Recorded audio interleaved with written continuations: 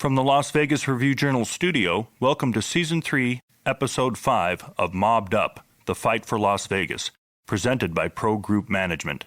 Additional sponsorship provided by the Golden Steer. John Katsilometis here. Before listening, please know this podcast contains explicit content such as strong language and depictions of violence, including murder. Please be advised this podcast might not be suitable for all audiences.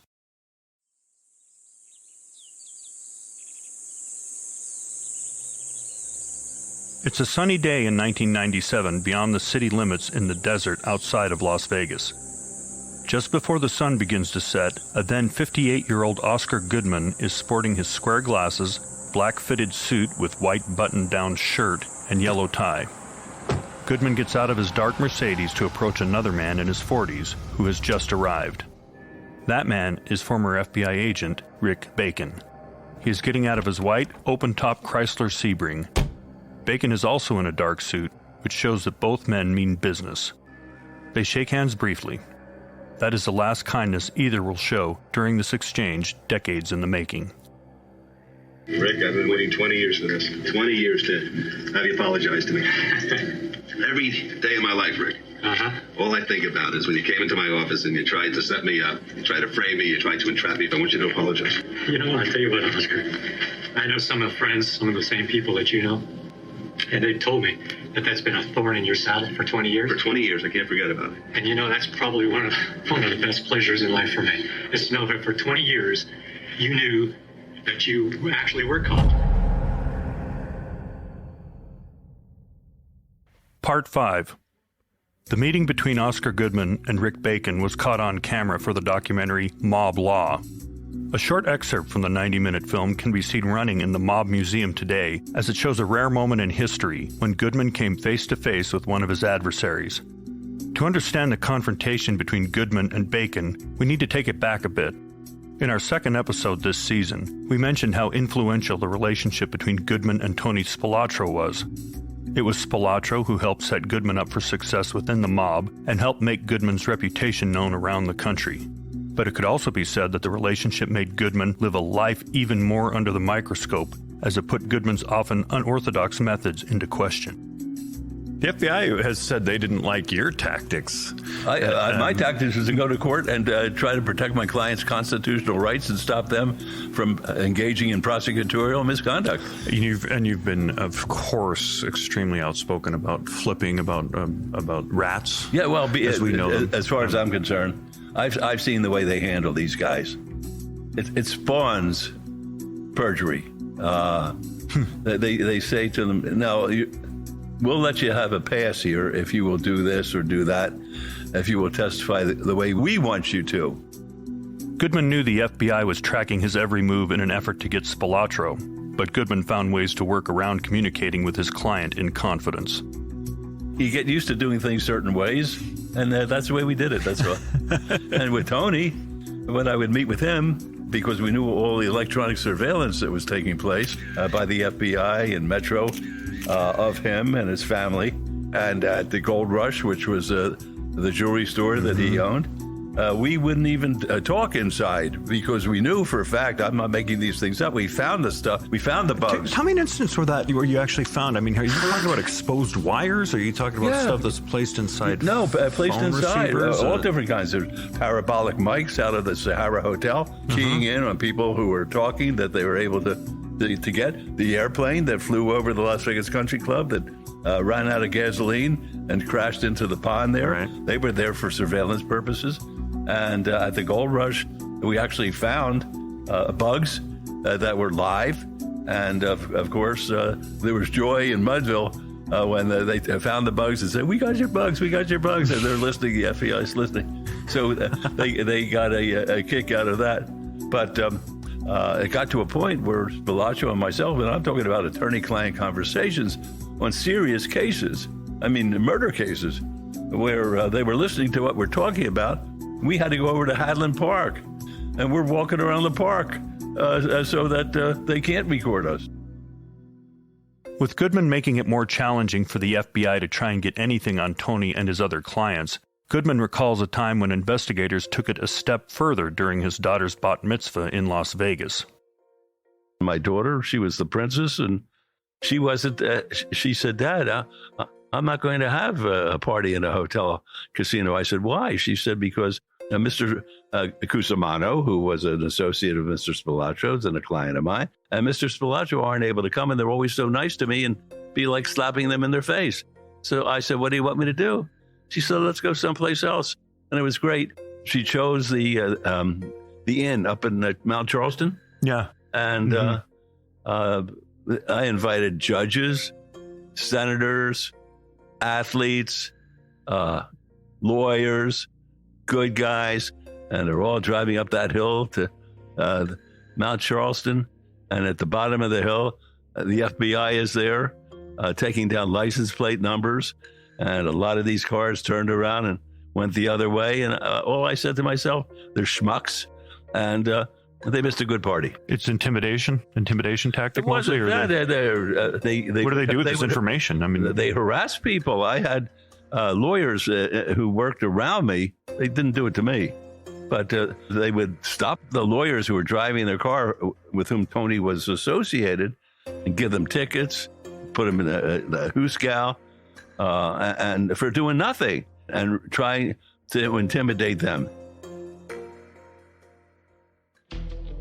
As the FBI continued to look for any way possible to get to Goodman's long list of high-profile clientele, they turned to an undercover agent by the name of Rick Bacon. The goal was to get information that could put members of the mob away for life. Rick Bacon took on many identities as part of his undercover personas during his time with the FBI. At the time he was tasked with getting information on Spilaccio, Bacon had been in the FBI about 8 years. He used the name Rick Calise in mob circles. Bacon gained Spilaccio's confidence and posed as a potential supplier for Spilaccio's jewelry enterprises. One night, the FBI coordinated a raid to try and gather some evidence on Spilaccio.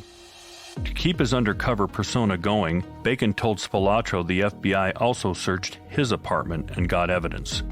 Spilaccio wanted to keep Bacon out of jail and be protected, so he urged Bacon to seek counsel from someone he trusted immensely. Well, Spilaccio brought him into my office, and he said, "Oscar, this guy needs a lawyer. The FBI is telling him that I'm going to kill him if he doesn't cooperate with the FBI, and the FBI said that they'll protect him if he testifies against Spilaccio." So it was a conflict of interest, and I referred him to 3 of the best lawyers in Los Angeles because it would have been a conflict of interest. And you know, when Tony Spilaccio sat him down in my office, Tony was not a choir boy. I don't want anyone to have that impression. But he grabbed him by the arm and he said, "Sit down." And he said, "Oscar, tell him what you're going to do." I said, "I'm not going to do anything, Tony."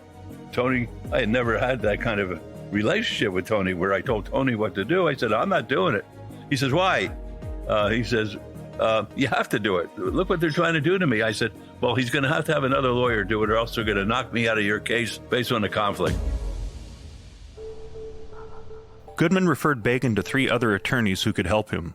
As soon as Bacon left the office with Spilaccio, Goodman received a call from the FBI chief in Las Vegas, revealing that Rick Calise was actually Rick Bacon, an undercover agent. By telling Oscar the truth, the FBI hoped he would help protect Bacon from Spilaccio or anyone else. This FBI agent said that he infiltrated Tony's life and was with him all the time. You would figure if Tony's doing anything wrong and if he's killing 27 people, that this guy would have an inkling of it and they would arrest him. But no, instead they tried to set him up through me. And then when I was told that they did this, I went bonkers. And they called me over to the FBI office, and I finally went over there and they said, "We want you to know that the man sitting here is not an informant. He's an FBI agent acting in an undercover capacity, and he was just in your office." I said, "I know he was in my office." I said, "I hope he was wired." And he said, "If anything happens to this guy, we're going to hold you responsible." I said, "Hold me responsible? I'm an insurance agent for the FBI now?" I used an expletive. Longtime Las Vegas attorney Stan Hunterton recalls the general feelings of FBI agents towards Goodman at the time.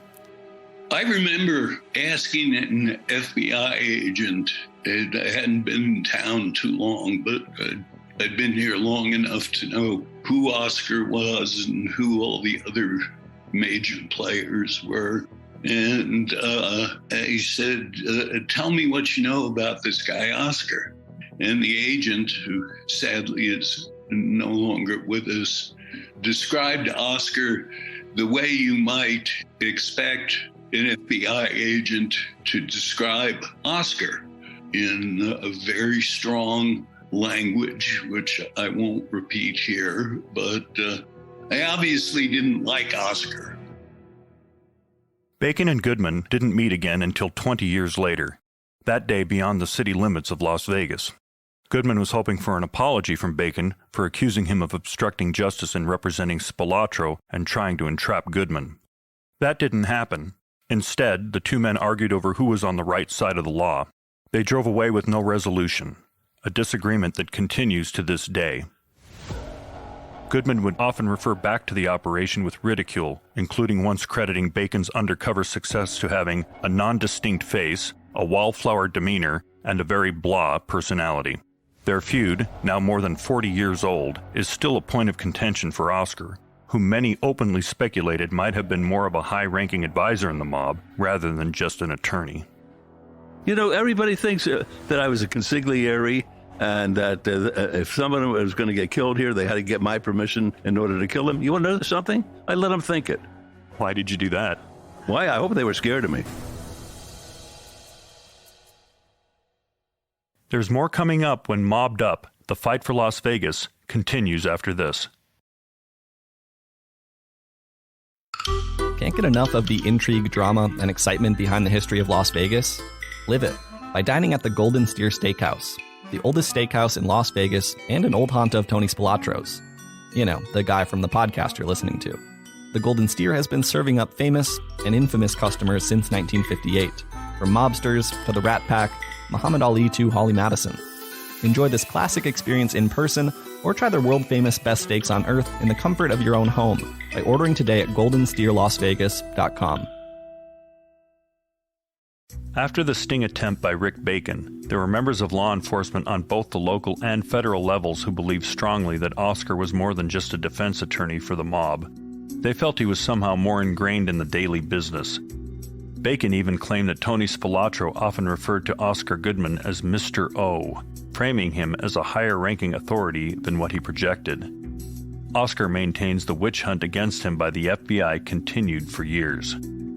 Let me tell you about the nice FBI. Let me tell you why I love the FBI. The FBI took my car and they placed it in an outdoor lot, in a parking lot, and the car rusted and rotted. And when I won, they said, here's your car. Okay? That's the kind of people that I was dealing with. And I want to know who the good guys were or who the bad guys were.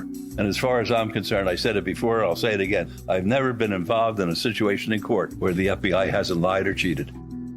From time to time, reporters also got caught up in the conflict between Goodman and the FBI. Las Vegas Review-Journal columnist Jane Ann Morrison describes an incident where Goodman felt the FBI was giving information to reporters unethically.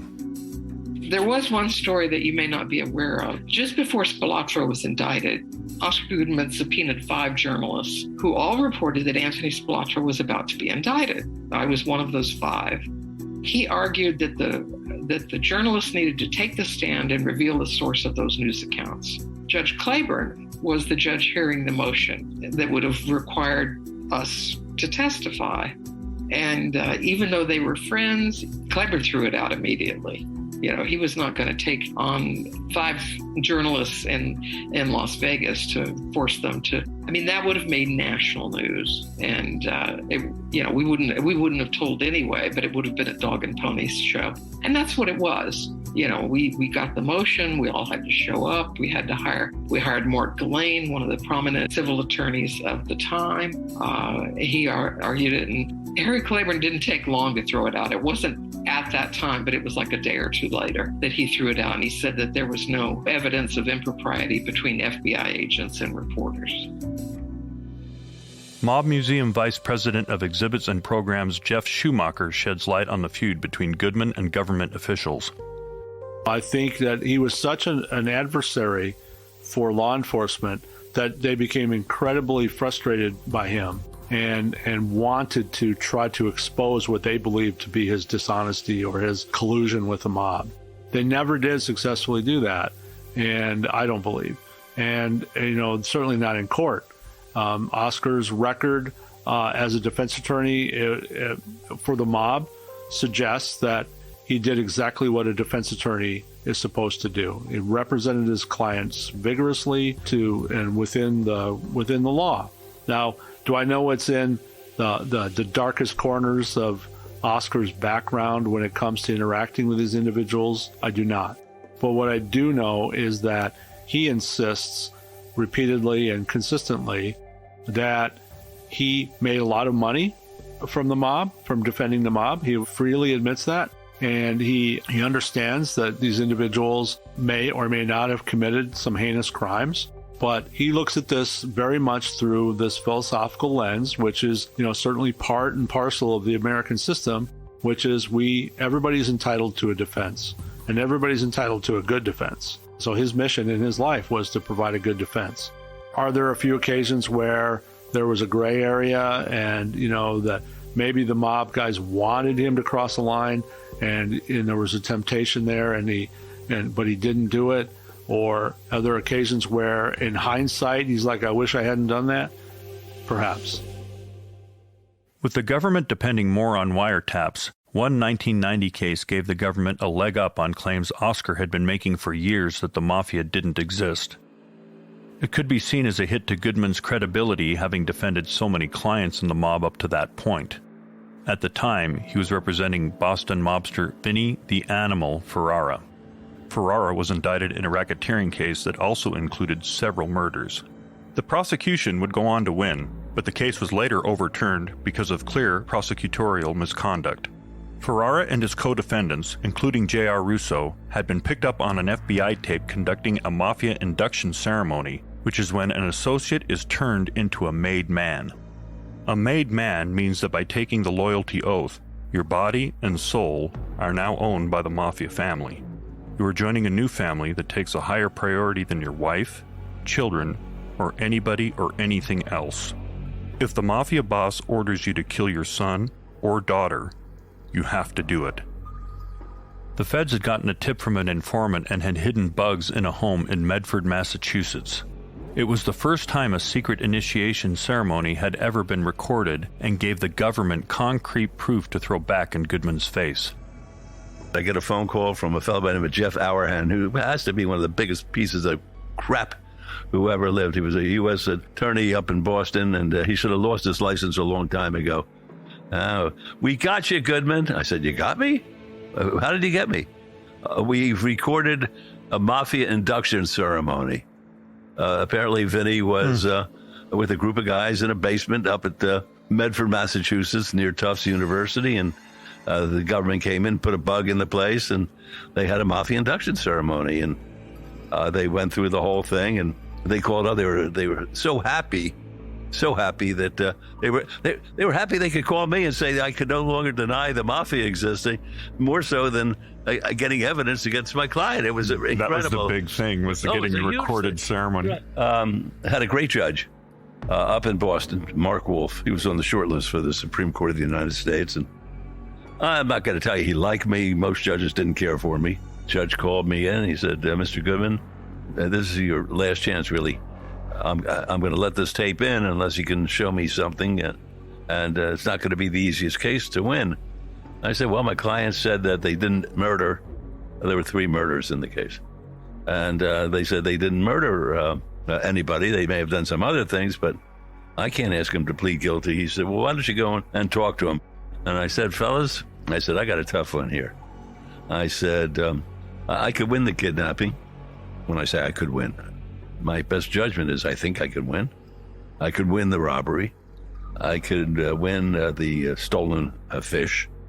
I could win the stolen cheese. I said, but that mafia induction ceremony, it's brutal. Mm-hmm. I said, guys, here you are. You're doing everything that every movie portrays is what they do. You're in this room. Everyone's picking their table. They're all pouring wine.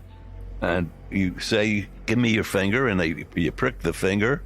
and you take the blood and you put it on a napkin, on a card, then you burn the card. I said, I think I could even win with that. But I said, that thing about if we call you to do the bidding of our group here, will you do it? And everybody raises their hand. We'll do it. And if your mother is on her deathbed and we ask you to leave your mother in order to do the bidding, would you do that? And they all say yes. And I said, that I can't overcome that, fellas. So Jay Hart says to Vinny, next time leave that line out. There's more coming up when Mobbed Up, the fight for Las Vegas, continues after this.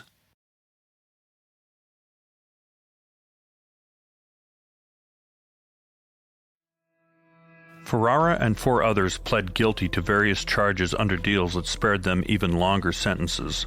Ferrara was originally set to face life in prison, but at the counsel of Goodman, he took a deal and was sentenced to 22 years after pleading guilty to charges including racketeering, gambling, extortion, and ordering a murder.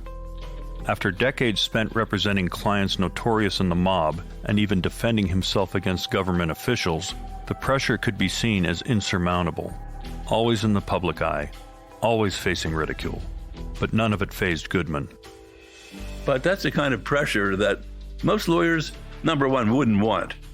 I thrived on it. I loved it because I was involved at the cutting edge of all the new cases, all the new laws, all the new wiretap laws, the RICO laws, and it gave me an opportunity to really be against the very best that Washington had to send out here to try to get my clients through other parts of the country. So I loved each and every day, and I'll tell you one thing, I'm a lot tougher than I look. His long and successful career in the courtroom was about to take a turn as Goodman set his sights on running one of the most famous cities in the U.S., taking on a position with even more visibility as mayor of Las Vegas.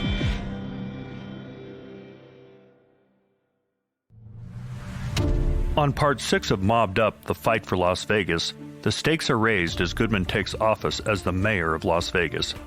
I was just going down to the office every morning and seeing how much money I could earn, and that wasn't me. It wasn't, not that it wasn't challenging, but I was beginning not to like myself. So I figured this was a good way to do something different. He addresses some long-standing rumors. I didn't have any friends to speak of because I didn't know whether the person I'm speaking to was going to be wired or not, whether they were going to be an FBI undercover agent or somebody who was later going to become an informant for the government, a la Colada, and make up stories. And has being the mouthpiece for the mob contributed to these threats? People in other cities might wonder why Las Vegas would elect a mayor, the mouthpiece for the mob. And the reality is he was an important part of old Las Vegas.